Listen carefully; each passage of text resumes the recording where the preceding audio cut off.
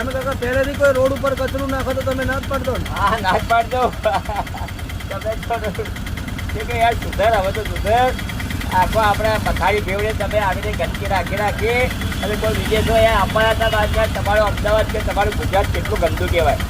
તમે ચોખ્ખાઈ રાખશો તો કોઈક આપણે આવશે ને આપણું સિટી, આપણું શહેર, આપણું ગર્વ હોવો જોઈએ.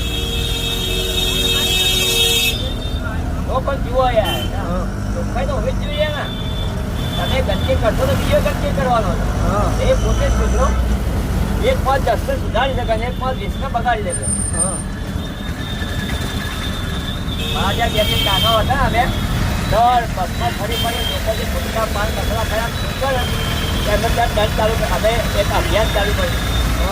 અને અમારે હા